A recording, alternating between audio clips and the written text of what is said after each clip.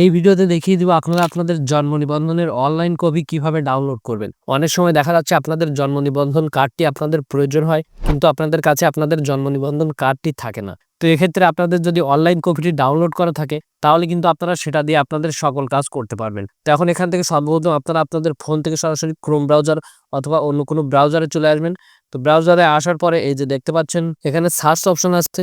So এই search অপশনে একটি ক্লিক করবেন এবং দেখতে পাচ্ছেন আমি যে লেখাটি লিখেছি, সো এই যে দেখতে পাচ্ছেন everify.bdris.gov.bd। আপনারা জাস্ট এটা লিখে এখান থেকে সার্চ এই অপশনে একটি ক্লিক করে দিবেন। এই অপশনে ক্লিক করে দেওয়ার পর আপনাদের সামনে এমন একটি ইন্টারফেস চলে আসবে। সো দেখতে পাচ্ছেন এখানে কিন্তু সর্বপ্রথম উপরের যে ঘরটি আছে, এই ঘরে আপনাদের জন্ম নিবন্ধনের যে নাম্বারটি আছে সেই নাম্বারটি বসাতে হবে। জন্ম নিবন্ধন নাম্বারটি বসানোর পর এই যে দেখতে পাচ্ছেন এখানে কিন্তু আপনাদের জন্ম তারিখটি বসাতে হবে। জন্ম নিবন্ধন নাম্বারটি বসানোর পর আপনাদের যে জন্ম তারিখ থাকবে আপনারা সেটা এখানে বসিয়ে দিবেন।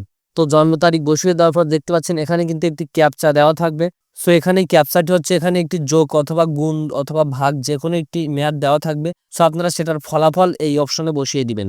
তারপর আপনারা এই যে দেখতে পাচ্ছেন নিচে সার্চ অপশন আছে, আপনারা এখান থেকে সার্চ এই অপশনে একটি ক্লিক করবেন।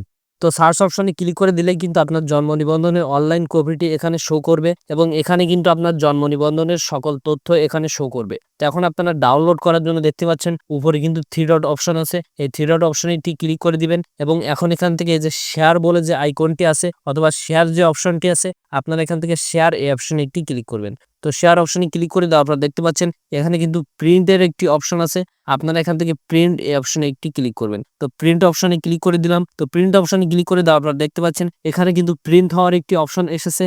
তো এখন এখান থেকে কিন্তু আমরা এটা প্রিন্ট করব না, আমরা এটা ডাউনলোড করব। তো ডাউনলোড করার জন্য এই যে দেখতে পাচ্ছেন এখানে 3 ডট অপশন আছে, এই 3 ডট এই অপশনে একটি ক্লিক করব এবং তারপর এখান থেকে এই যে দেখতে পাচ্ছেন সেভ অ্যাজ পিডিএফ বলে যে অপশনটি আছে এই অপশনে একটি ক্লিক করব। এই অপশনে একটি ক্লিক করলে দেখতে পাচ্ছেন আমাদের সামনে কিন্তু ডাউনলোডের একটি আইকন চলে এসেছে। সো এখন এখান থেকে এই যে দেখতে পাচ্ছেন নিচে সেভ অপশন এই অপশনে যদি ক্লিক করে দেই, তাহলে কিন্তু আমাদের ফোনের ফাইল ম্যানেজারে আমাদের এই জন্ম নিবন্ধনের অনলাইন কপিটি ডাউনলোড হয়ে যাবে।